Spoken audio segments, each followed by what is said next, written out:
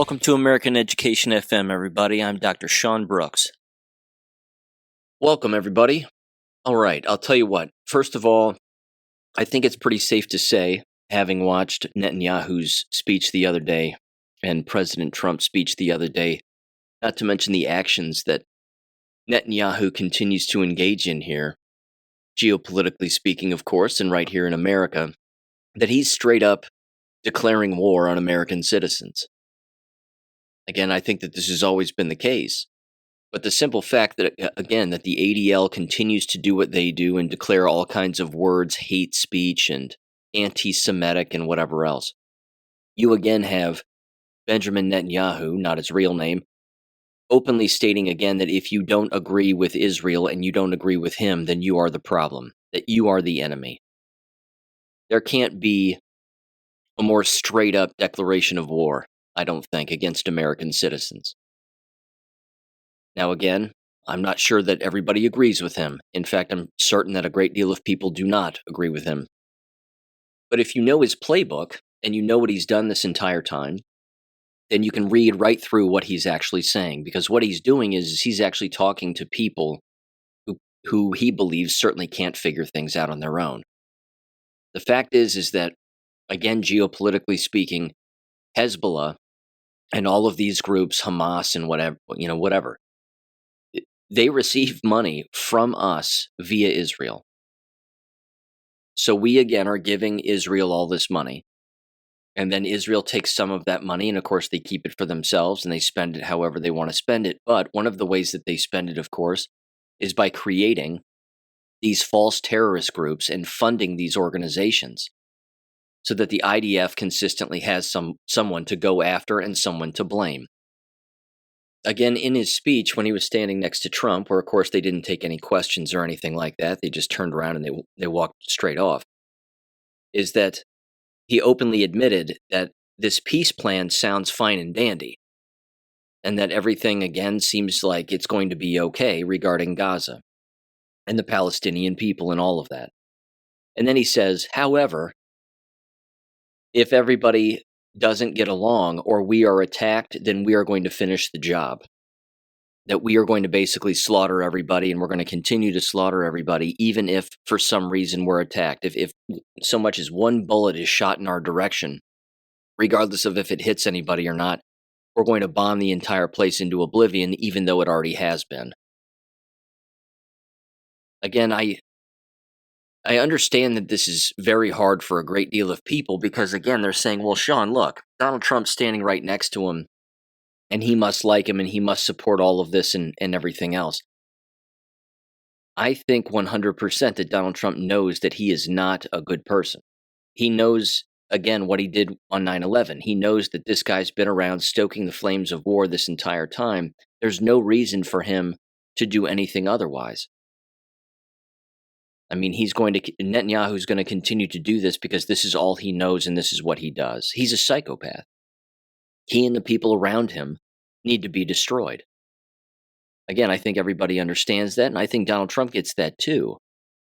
But, again, at face value, it looks like they're friends. It looks like they're pals. It looks like they get along. But what's, I think, happened, and this is just my opinion, is that Netanyahu specifically has been put into a corner where basically he's showing everybody that he's the criminal. He's showing everybody, again, that he's the one dragging this out and dragging this along, when it doesn't have to be that way. He even made a comment in the speech where he was describing how how Israel basically has bigger plans for other Middle Eastern nations. I can't imagine these other Middle Eastern nations wanting to do anything with Jews, let alone Israel. I can't imagine it. They want nothing to do with them now. They have no resources. They live in a sandbox. There's nothing for them. I mean, they don't have anything. Israel doesn't have anything to offer. The only thing that they offer up all the time is victimhood. That's it. Name-calling and victimhood. And then again, controlling particular things, and of course, their intelligence operations and their murder operations and their blackmail operations and everything else. I mean, that's basically it. But I wanted to read this statement from these other Middle Eastern countries because this is a joint statement by all of them. Again, I don't know these people. I don't know who they are. I'm not sure I care. I certainly don't. I'm a white American. I could give a damn what these people think. It's not my sandbox, it's theirs. Which again should, I think, tell everybody that we don't belong over there in the slightest. However, if peace is a plan here, you can't keep slaughtering people who basically, again, live on a dartboard and continue to bomb that dartboard and make it very easy for those evil people to kill very innocent people who have, again, done absolutely nothing. But I just can't imagine these Middle Eastern countries going along with mass murder anymore. I can't imagine it. It's bad for business. I mean, I understand that war makes people money, but a very limited people, it makes money for a limited amount of people, not your average citizen within these countries. They're the ones, of course, that are getting slaughtered too. Hence, of course, Operation Iraqi Freedom and all of that. But either way, here's their joint statement. And again, this is from the foreign ministers of Qatar, Jordan, the United Arab Emirates, Indonesia, Pakistan, Turkey, Saudi Arabia, and Egypt. And they welcomed the U.S. president's sincere efforts to end the war in Gaza. This was dated September 29th, 2025. It says the following. The foreign ministers of those countries that I just mentioned and President Donald Trump's leadership and his leadership and his sincere efforts to end the war in Gaza and assert their confidence in his ability to find a path to peace. They emphasize the importance of the partnership with the United States in securing peace in the region. Along these lines, the ministers welcomed the announcement by President Trump regarding his proposal to end the war, rebuild Gaza, prevent the displacement of the Palestinian people, and advance a comprehensive peace, as well as his announcement that he will not allow the annexation of the West Bank. People have to keep something in mind, I think, anyway, is that this is the exact opposite of what Netanyahu originally wanted. This is the exact opposite of what many Jews in that area wanted too. They wanted to take over all of it. They wanted to displace all of these people. They wanted to slaughter all of these people. I mean, this is the opposite of what, again, Netanyahu and all of those losers around him were interested in the first place. Again, I think he's been put on an island. Metaphorically, he's just been isolated completely. Nobody likes Netanyahu. Nobody. Again, his speech at the UN was completely ridiculous. But this statement goes on. It says, the ministers affirmed their readiness to engage positively and constructively with the United States and the parties toward finalizing the agreement and ensuring its implementation in a manner that ensures peace, security, and stability for the peoples of the region.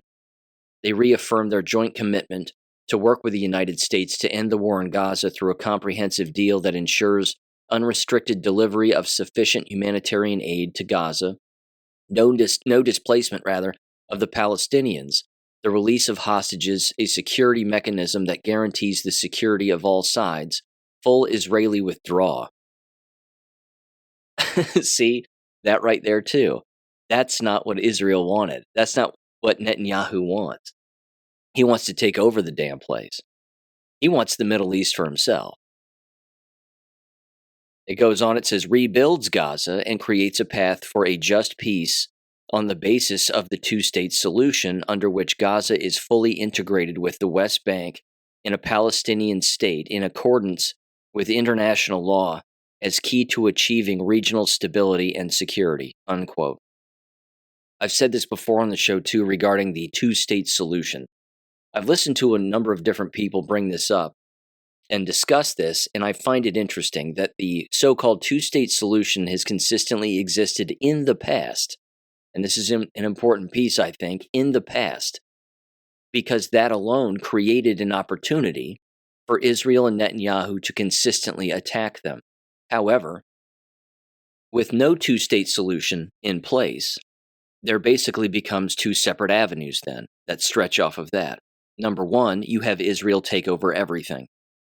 They take over that local land, they take over the Gaza Strip, the West Bank, everything, and then that's that one avenue, and then they own that. The second part of that stretches off of that is that, of course, they expand. They go outside of their own country, they continue to do the so-called Greater Israel Project, quote unquote, and that entire map and that entire scheme, which is very public, and most people are aware of that. That seems remarkably illogical because the way that these other Middle Eastern countries are set up, they want nothing to do with that. They don't want to partner with Israel on anything. These countries know that Israel is the problem. They're well aware. Which means then, if you do have a two-state solution, but you don't have Netanyahu there anymore, and you don't have the people around him there anymore to control anything, then that area potentially can be actually a safe place to live. Again, imagine it like this, and just, use basically just the optics of the entire thing. Look at the way that Israel is designed, and look at the way that the United Arab Emirates is designed. You've seen pictures of both, if you haven't actually been there yourself. I've just seen pictures. You can never get me on a plane to go over there for any reason whatsoever. Again, I've seen pictures, and Tel Aviv looks like a shithole, whereas the United Arab Emirates, rather, does not. It looks vastly more developed than anything in Israel, without a doubt. Again, the entire country of Israel, the way that the Jews have set it up, is they've basically made it a slave state. And they've been using, of course, our money to do it. Now, they don't have a problem living in squalor. That's their business. That's their problem. That's their degradation. That's their disgust and whatever. It's disgusting. I mean, it is what it is. But at the exact same time, look at these other Middle Eastern countries and how vastly more developed they are than Israel. So if those countries, again, with their engineers and with their labor, move in and take over Gaza and that entire area, any attack on Gaza then becomes an attack on those countries, which means what do you think happens to Israel after that? I think what's happening here is that as awful as all of the slaughter has been and as public as it has been, we don't have to listen to so-called political leaders to make up our own minds. We have brains. We have skulls that surround our brain, and I mean, we've got it figured out. It doesn't take a rocket scientist to figure out what's been going on over there. It's been a genocide. Everybody knows that. We've seen the videos, we've seen the pictures, we've seen the bombings. It's all over social media. And the proof, of course, is that you have Netanyahu again trying to take over a number of different avenues, whether that be YouTube, TikTok, or again, bribing people with money to make sure that one message gets out as opposed to another and blah, blah, blah. That's exactly what a criminal would do after they get done engaging in a crime, is they want to make it look like they're the innocent party, like they've done nothing wrong. And again, going back to my first point, they're declaring war on Americans and free-thinking Americans because they're trying to crush free-thinking Americans. That's not a difficult thing either. But again, by bringing in Middle Eastern countries into that area to control that area, they are elbowing out Israel and Netanyahu. He can't keep that charade going on much longer. Bring back all the hostages. What hostages? We want them all back, dead or alive. Are you kidding me? If anybody's dead, then they're dust. If anybody's alive, which I don't think that anybody has actual hostages, I think all of that is a giant lie. Anytime you hear about politicians talking about hostage this, hostage that, I don't think it exists. No one can prove that there are hostages anywhere. There's no proof. There's just people dying. And again, it's the IDF generally doing it. It has nothing to do with anybody else, really. They're not the IDF isn't the one, they're not the ones being slaughtered is the point. But I think that this entire thing, again, is being used, as awful as it is, it's being used to basically use development and real estate development to take over an area with a boatload of money to give people a place to live who are still alive while elbowing out Israel. That way, if something happens, everybody will know that Israel was the one that did it. They'll say, well, apparently there's still terror cells that exist there, even though it's nicely developed and there's hotels and ample living space and it's clean and XYZ. They'll say all of that, but then they'll say, well, but there's still apparently Hamas still exists there and whatever else. No one's going to buy it then. No one's going to buy that lie anymore. And neither will these Middle Eastern countries that have made this declaration siding with the United States and President Trump. That's my 2 cents on the issue. I could be 100% wrong. I could be. But I don't buy all of this like Netanyahu owns Trump and he's blackmailed, and if Trump doesn't do XYZ, Netanyahu's going to kill him and all this other stuff. I'm sorry. The weight of the United States military could wipe out Mossad, every Jew in our country, along with Israel in the blink of an eye, if they really wanted to. And if Americans knew what really happened on 9/11, that's exactly what would happen. And yes, I fully understand it's not every person who's Jewish. I get it. I'm not talking about everybody. I'm just saying that if people knew what the truth was, and I'm certain Donald Trump knows what the truth is, along with endless other people in the military, there's no way they would let something like this slide. Again, whether the American people are ready for it or not is another matter. Tucker's, of course, leaning people into it. A lot of other people are leaning people into the truth about what's gone on in the past. But I think one of the ways, again, that you elbow out Netanyahu and you elbow out the Khazarian mafia is you use real estate. And I understand, again, people would say, well, they own that too, Sean. They own real estate also. I'm not saying they don't own land. I'm not saying they don't own buildings. We know the Khazarian mafia does. We know the banking system does. But if you can get neighbor nations like all those Middle Eastern nations to work with the president to elbow them out, that's something that I would support. Again, that's just my interpretation of what's actually happening. I don't know if that's what's actually going on or not. But I do not believe that the so-called Greater Israel Project is something that's actually going to get a foothold. I don't buy it. Only communists and Marxists and, Satanists and, of course, Netanyahu and people of his ilk, those individuals are interested in other people's land all of the time. Land that was never even theirs to begin with. That's different than what Russia is doing. Russia's taking back land that was theirs from many, many centuries ago. It's their land. It belonged to them. They're allowed to have it. That's a completely different argument. What's happening with Israel is they're basically saying, we want to take over everything. And that's not going to happen because people like the land that they're on. Hell, look at Neighbors. Look at the way that Americans act with neighbors. If you've ever watched an episode of Judge Judy, I would say a third of the people are in there for dog arguments. A third of the people are in there because somebody got swindled regarding some kind of a money exchange. And then a third of the reasons are neighbor disputes. And they're in there again because somebody did something to their neighbor over a small piece of land that they didn't want. This is how fragile people are, but also how protective people are of their property. If anybody believes that those Middle Eastern nations are going to allow the Khazarian mafia or Jews to just slip into their country and start taking it apart piece by piece, I think they've got another thing coming. Again, I just don't see it happening. I really don't. So, again, I could be wrong. Of course, time is the ultimate test. We'll see what ends up happening, but yeah. I will say this. I think that any continued censorship in America is a massive problem. And again, if this is a wake-up operation to wake up endless individuals in multiple generations to this nonsense censorship, like you're not allowed to criticize anybody who, again, affiliates with Israel in any way or anybody who's Jewish or whatever, but you're allowed to criticize everybody else, that right there, again, should tell everybody who their real enemy is. It's an old Voltaire quote, but it's true. So, yeah. It's complicated and it's dirty. I don't like it, but again, I don't know all the ins and outs because I don't think anybody does. Only the leaders of these countries would really know what's really going on, and the military would really know what's going on. It's not going to be us all of the time.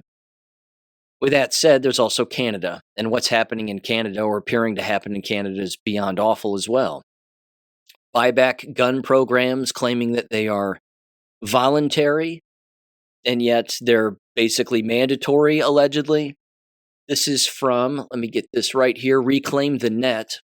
This was on September 29th. Canada to revive online censorship targeting harmful content, quote unquote, and hate speech and deepfakes. This, of course, is after apparently the province of Alberta is claiming that they have a gun confiscation program in place now as well. It says the skeleton of Bill C-36 has returned, dressed in new language but haunted by the same instincts. It says a renewed censorship effort is taking shape in Canada as the federal government pushes ahead with a controversial bill targeting what it labels harmful online content. Framed as a safeguard against exploitation and hate, quote unquote, the proposed legislation mirrors the widely criticized Bill C-36, which was abandoned after concerns about its vague language and expansive reach. Again, unfortunately, the same thing is happening in the UK. The same thing is happening in Australia. People are being arrested again and charged with so-called crimes because they're posting something very simple online. Again, a UK guy recorded himself having a conversation with a police officer about, UK citizen, with a police officer about posting the letter N on social media. Just the letter N. And then that's it. So people, again, are looking at that, certainly law enforcement, and they're saying, well, you're about to incite hate, or you're about to do this, that, or the other. And he's like, what are you talking about? What is wrong with you? But again, the crown in history, as we know it anyway, as the media would lead people to believe, has always, of course, been Great Britain, Canada, and Australia.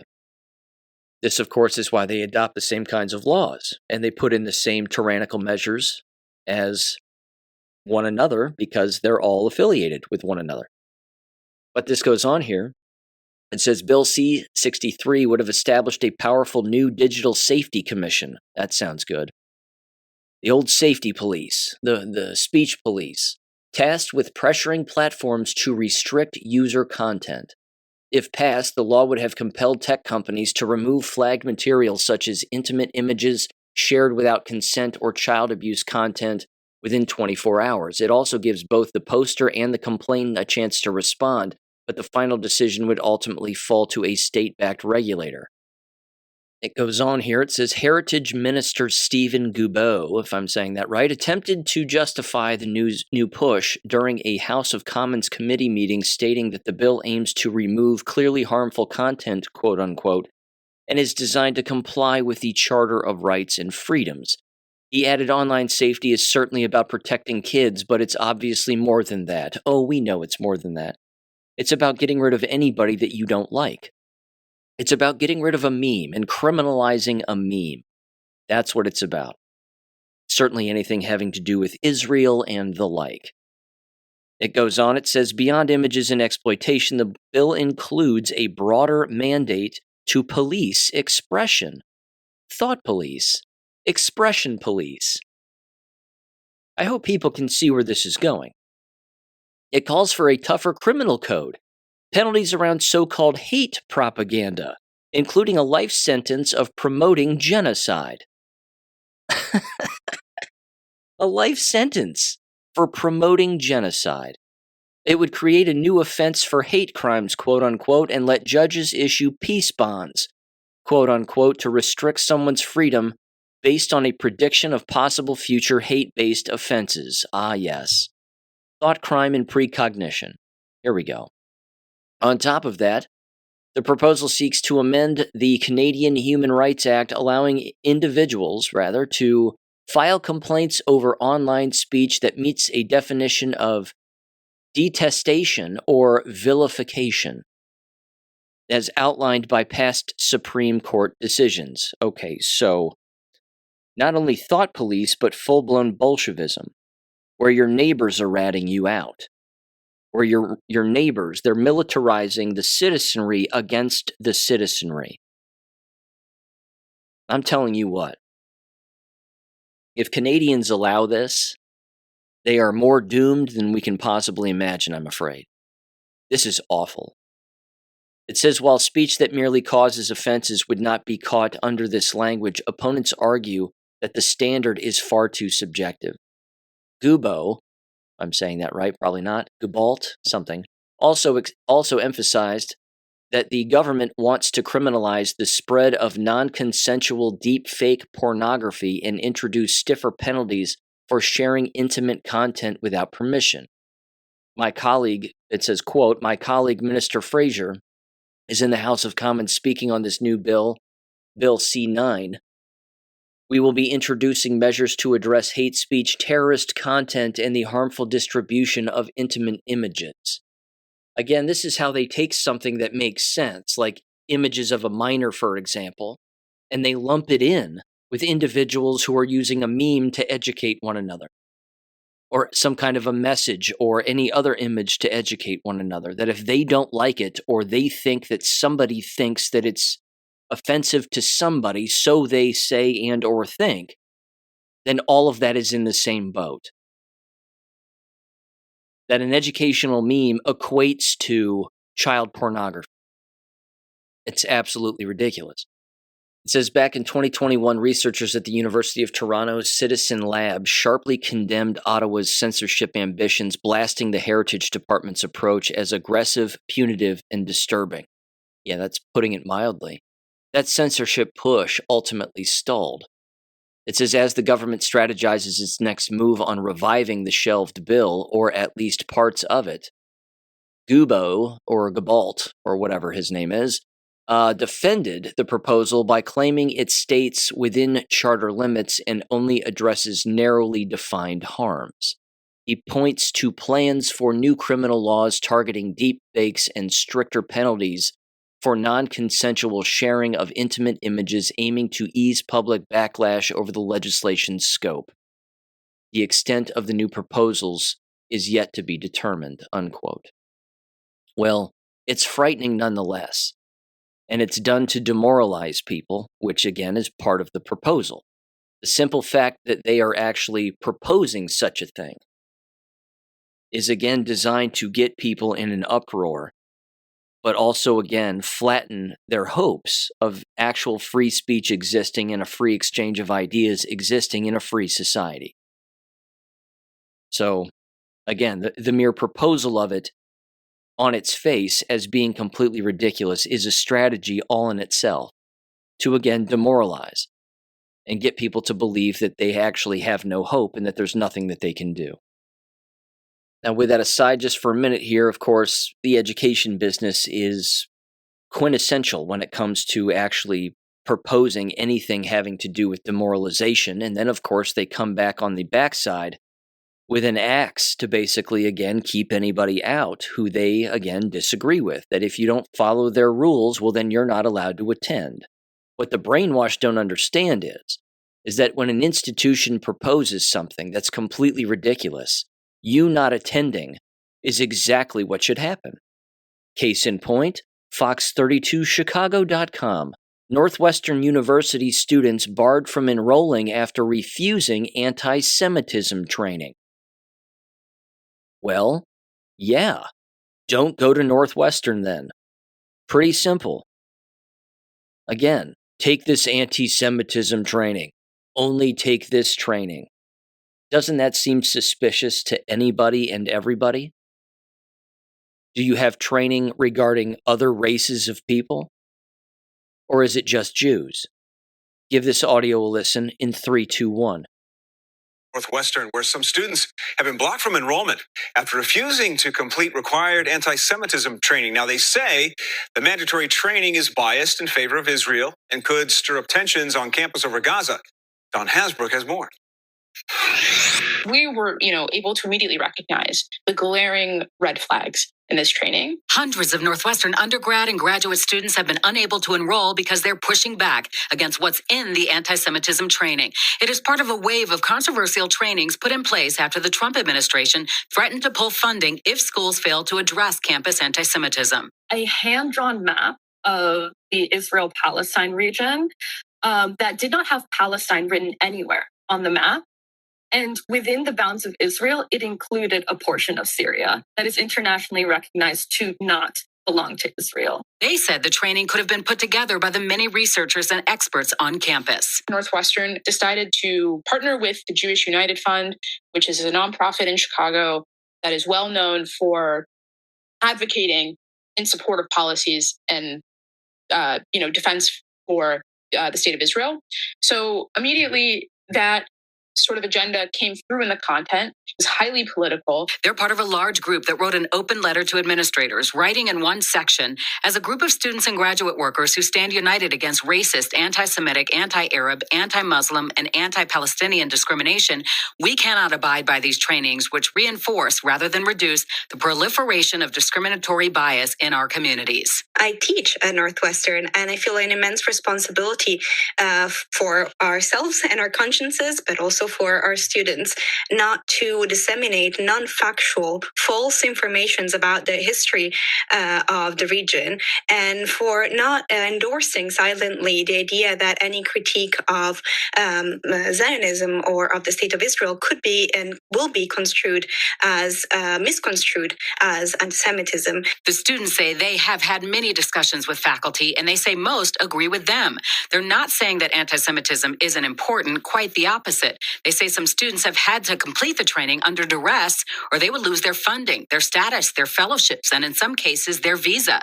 The deadline for everyone is October 20th. It worries me that Northwestern might encounter students who are looking to be informed and instead are being fed an opinion. People do not want to live in a country in which our ability to stay at a job that we've been at for 5 years depends on whether we are willing to undergo a training that includes ideological political propaganda about a foreign country. Northwestern has not yet responded to our request for a response. Dawn Hasbrook, Fox 32 News.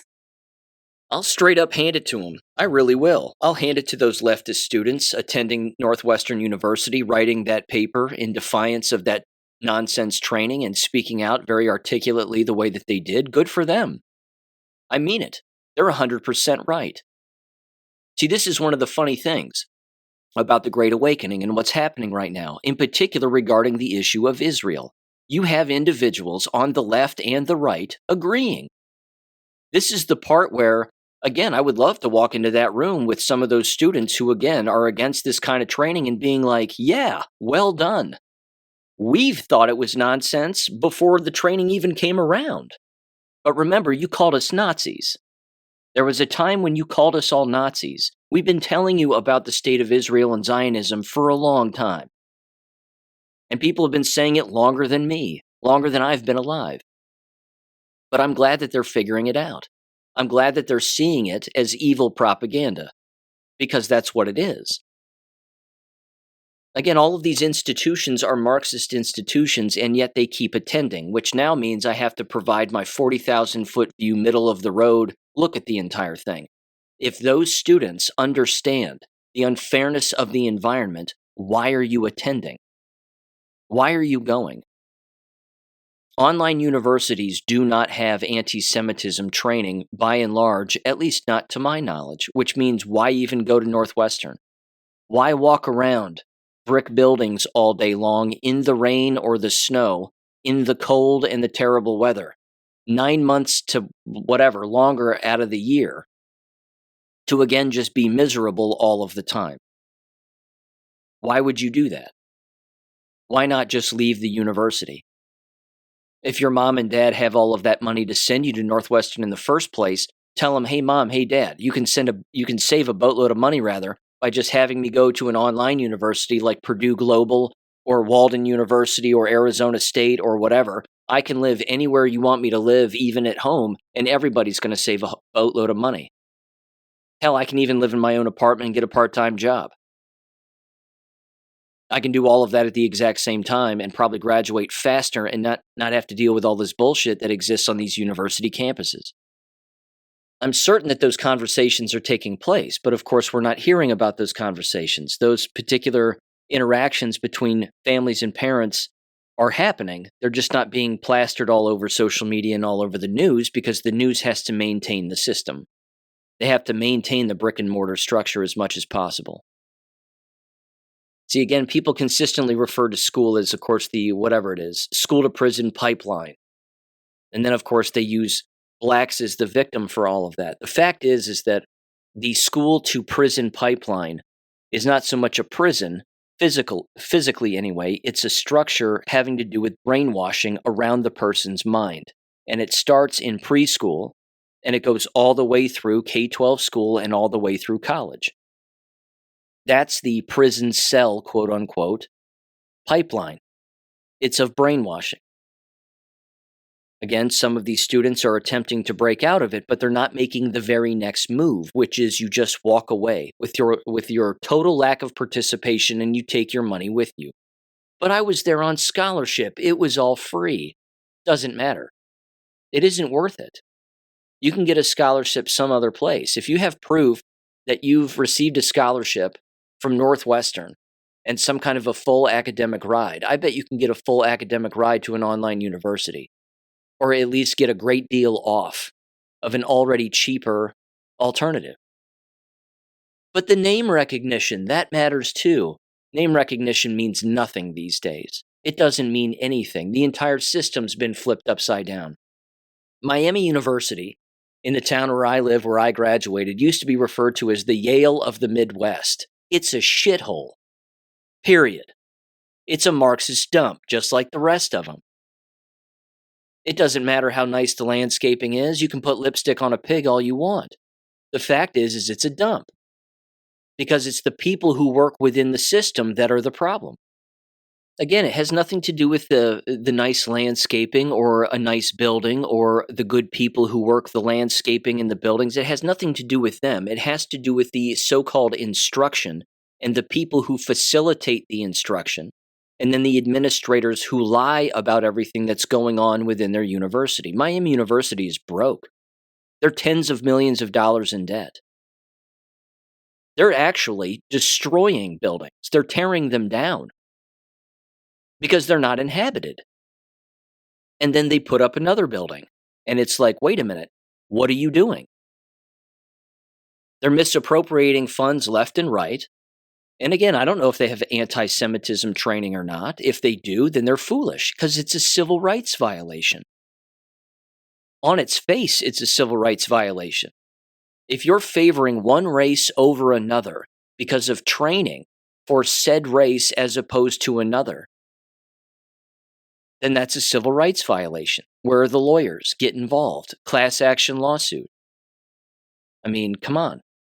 This is easy. This seems easy. But again, your lack of participation is what collapses these places. So do it. Again, a Marxist will attempt to rule over their own ashes. They don't care if the universities and these systems that they created in the first place exist or not.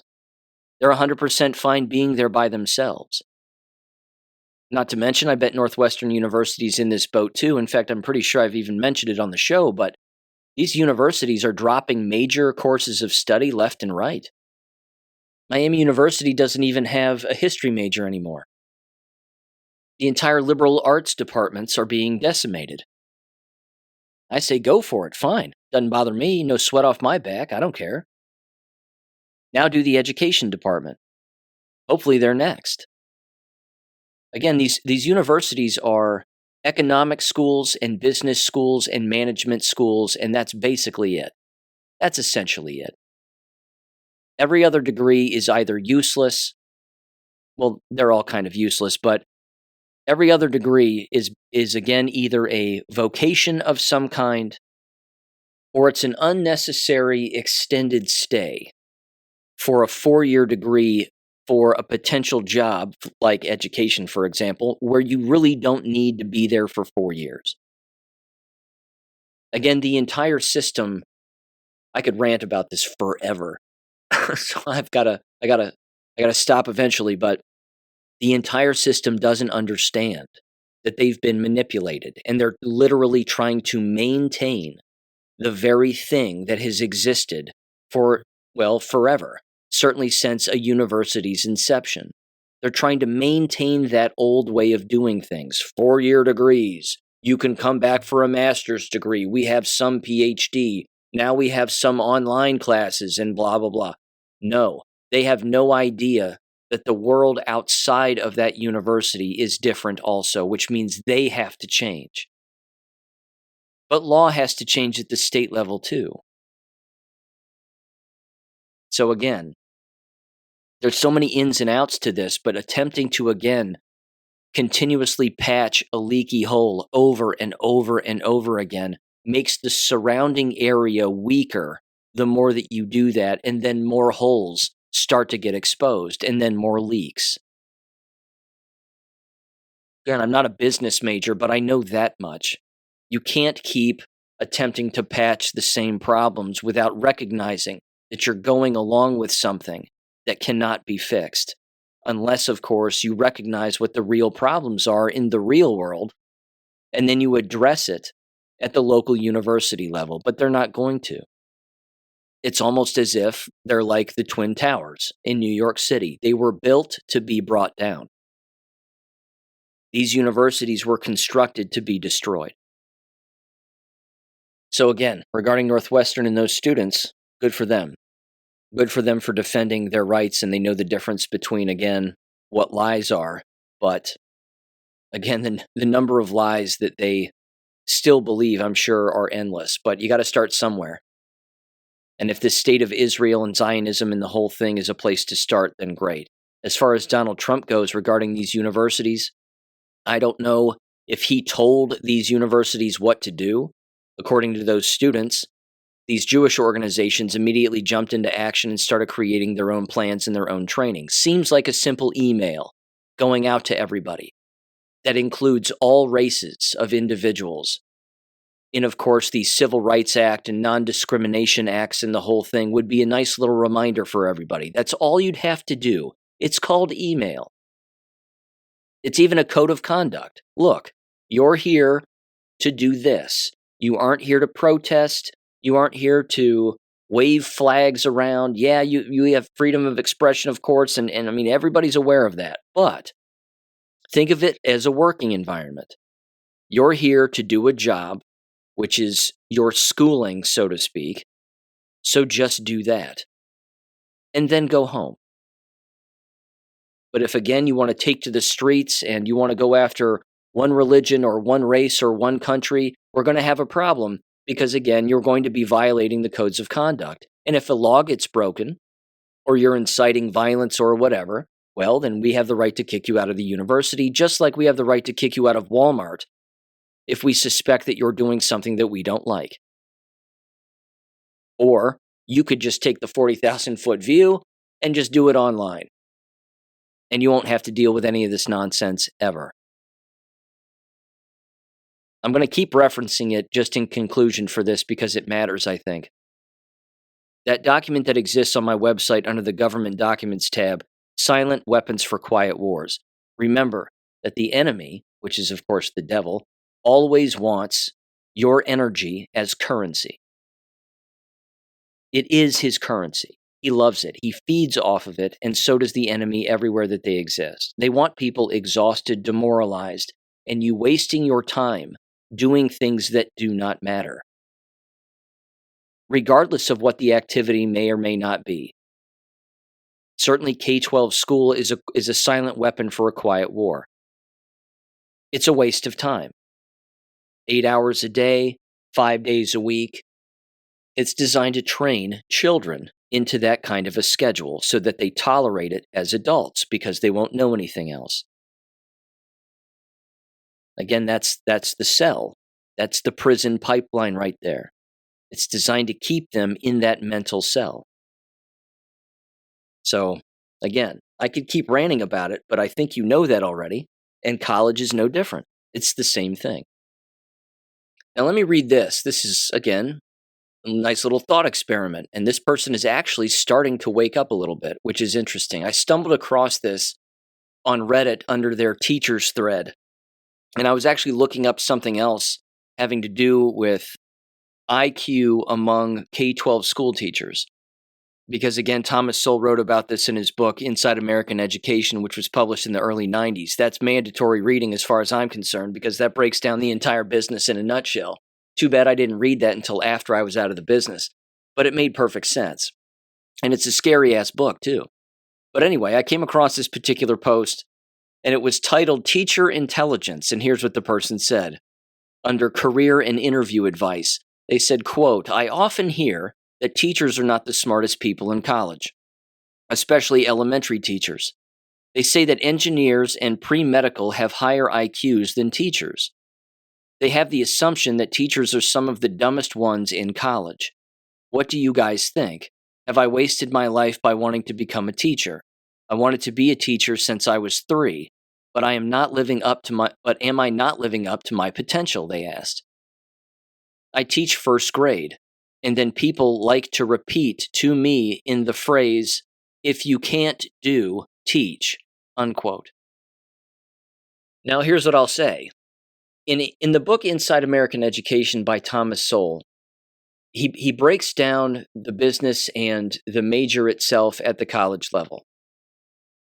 He says again, based on the numbers, that the individuals who enter the teaching profession usually do it again for a variety of reasons, some of which again are very admirable, without a doubt. I mean, me personally, I got into the business not only because I was familiar with it, but because I knew that it was shitty. And I got into the business to protect students from the shitty environment. Straight up. That's the reason I got in. I knew it was corrupt. I knew it was dirty.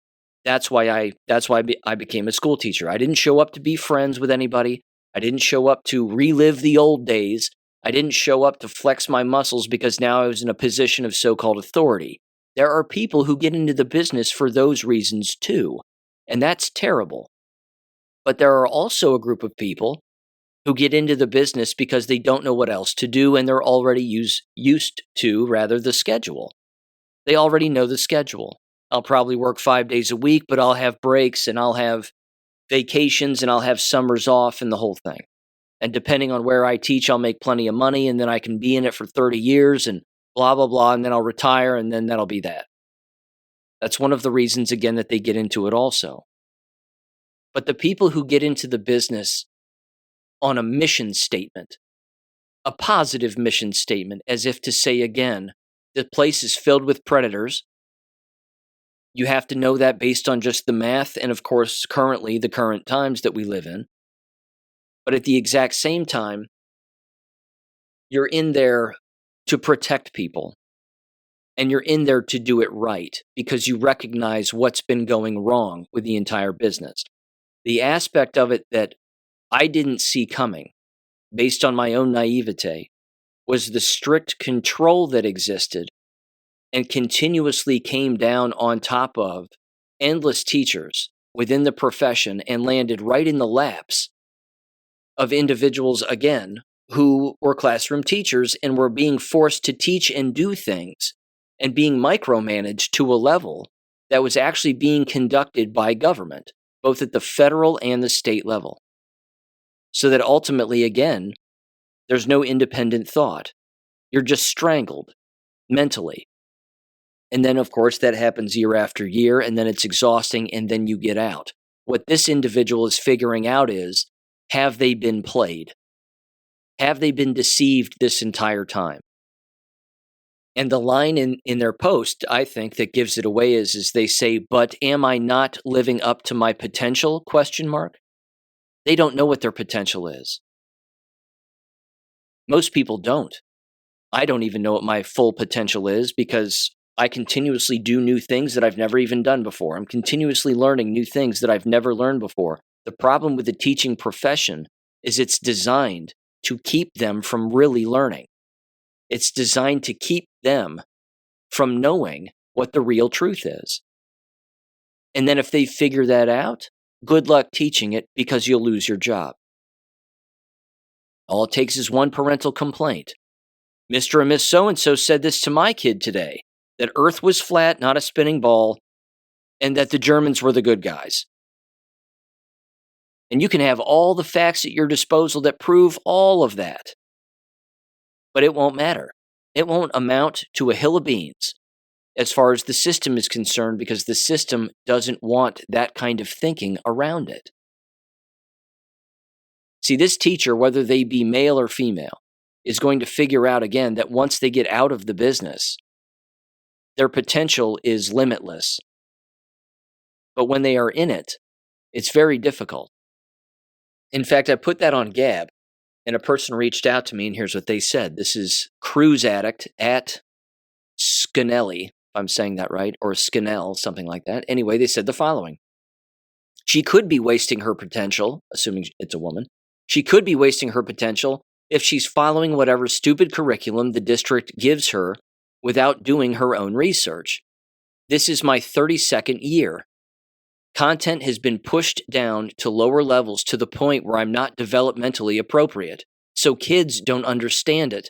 And with multiple choice, they don't have to really put information into long-term memory. We're still teaching, quote unquote, the plot chart in 8th grade, even though they have been working with it since at least 2nd grade. And kids still don't really understand story structure. In addition, at least in Texas, there's no content expert, quote unquote, requirement.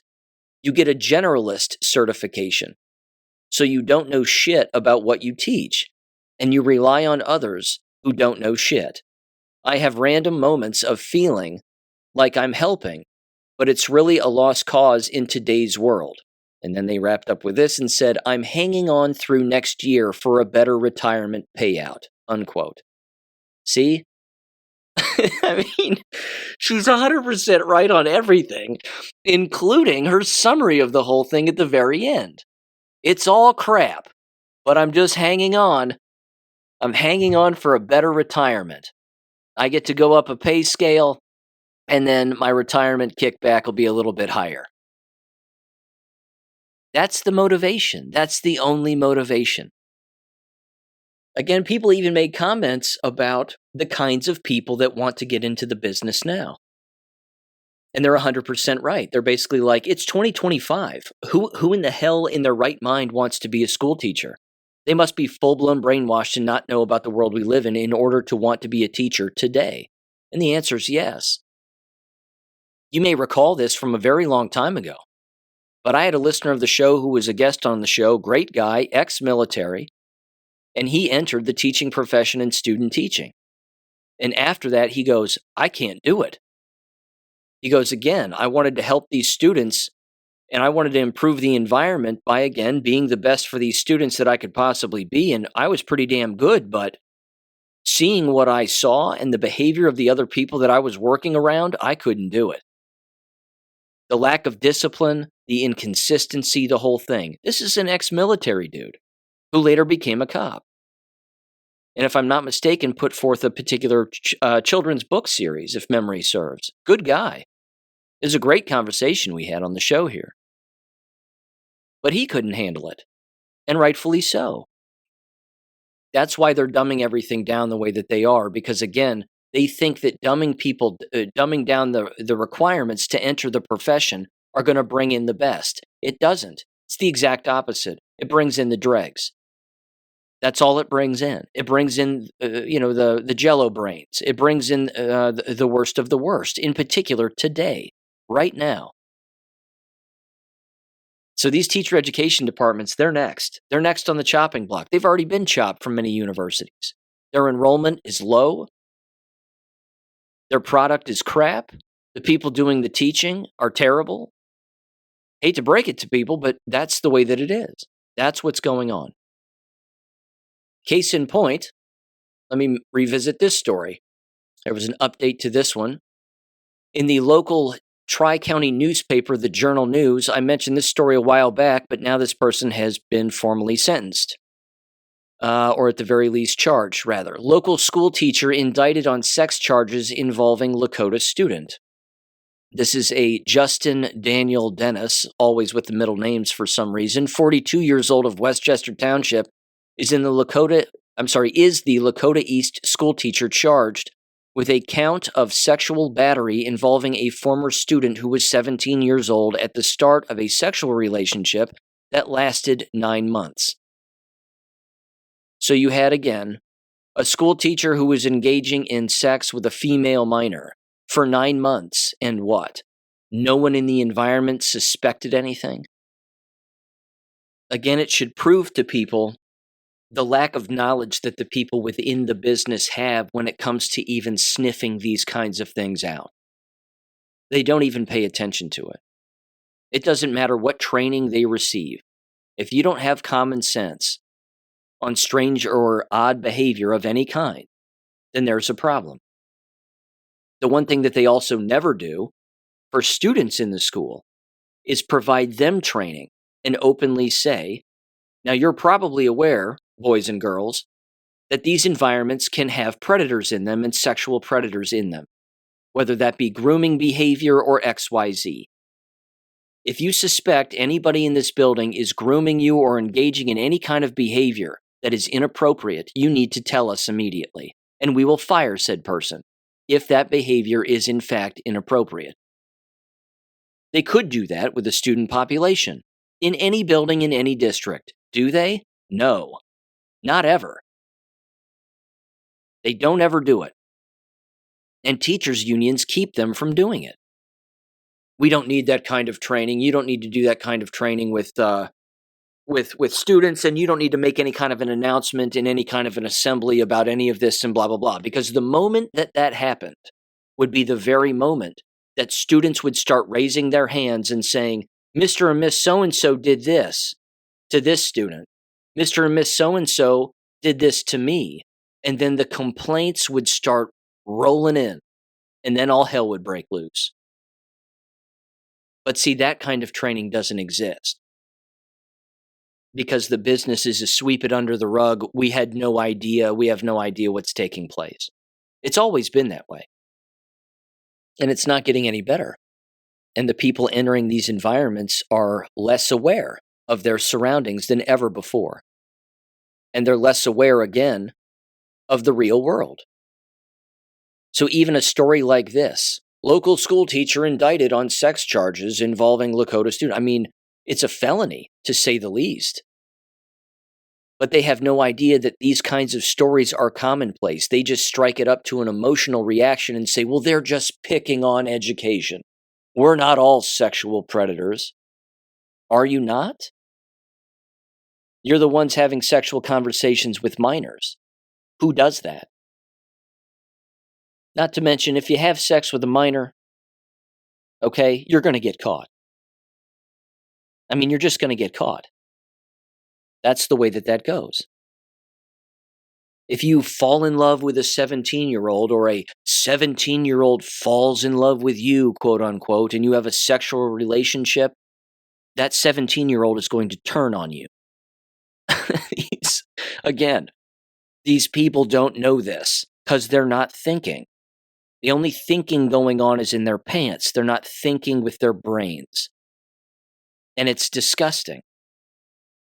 But for anybody to say, well, they didn't suspect anything, I didn't know, nonsense. Maybe you should have known. Maybe you should pay attention. Maybe you should be suspicious. I'm going to reach back real quick, but I do remember this. The Andy Griffith Show. I'm dating myself, but I remember it. It would show up on Nick at Night every now and again, and I'd watch it as a little kid. But even Barney Fife had it right.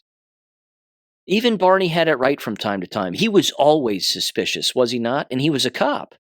He was supposed to be. And there were endless episodes, again, where Barney is highly suspicious of a new person in town. Well, I don't know, Andy. We don't know that person. And then before you know it, and again, Andy would walk over, well, hey there, how you doing? And scoopity scoop, and welcome to our little town, and the whole thing. And then before you know it, I mean, popping out of a bush is Barney Fife, and he's watching this person, and he's looking at him like, I don't know who this person is. And by the end of the episode, Barney was right. It's better to be suspicious out of the gate than not at all ever. And I'm sure in other instances, I didn't sit around and watch the show forever, nor do I have a vast knowledge of the show or the series as a whole, but I'm sure the coin was flipped in certain instances, and Andy was suspicious of somebody when Barney was not. But one of Barney's characteristics on the show was his constant suspicion. That's why Andy would always give him one bullet in the gun.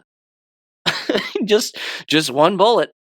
Now be careful out there, Barney. We don't want you shooting up the whole place. And it's like, see, that's the kind of person, though, that you want in a position like that. You want them to be suspicious. You want questions to be asked. You want to look at somebody from a distance and be like, that seems odd to me. But even arriving at that kind of a judgment or that kind of a question or a hypothesis still takes some kind of a firm foundation and a knowledge in the subject of a predator or predators plural in any environment. And this just is not addressed. It's not addressed in the business.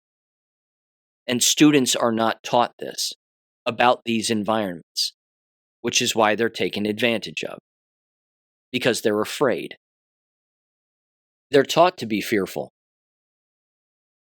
They're not taught to be suspicious. They're not taught to critically think. They're taught to be slaves, and they're taught to be fearful and to put up with it and to hide the behavior and not tell people, because the people in the environment aren't telling the minors to come forward as a whole group.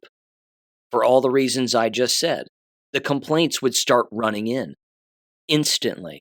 It would happen instantly. But they can't have that. Which means, is that a safe environment or is it not? It's a rhetorical question. I think you know the answer. After all, nice little segue here in conclusion, it was the same environment that, of course, gagged children and got them to believe strangers on their television, and then, of course, encouraged them to take drugs for which they know absolutely no ingredients of that are hurting and killing the people who took them. Case in point, Steve Kirsch's newsletter here, September 29th, on Substack, titled Japan COVID Shot Data. Every single time you take another shot, it gets worse. Every single time. The Japanese are very obedient, even when the government tells them to take a shot that is killing them off. Japanese officials are likely to keep ignoring the evidence of their mistake. The executive summary says the following here at the beginning. This is data from Japan. It's meticulously collected. From what I can tell, it's even better than the Czech data in terms of accuracy. It shows that every single time you got a new COVID shot, the group with which got the new shot had their mortality shoot up after a brief delay. It happens every single time. It says you can try this for yourself here, which is a website created by Kenji Fukukawa. And it says you can follow him on X. And then it goes through all of the stats. It shows the ocharts. And in a typical line chart, of course, it's going up on a progressive scale from, what is it here? October of 2021 all the way through February and past February of 2025, with the dosages increasing and the mortality increasing right along with it. From dose number 3 to dose number 5, 6, 7, and so on and so on. Again, line graphs are pretty simple to understand and interpret. Not tough. Ladies and gentlemen, I'm going to end it there. Thank you again for listening. I greatly appreciate it, and I will catch you on Friday. Peace. Thank you for listening to American Education FM. Make sure and check out AmericanEducationFM.com for more information. Take care and God bless.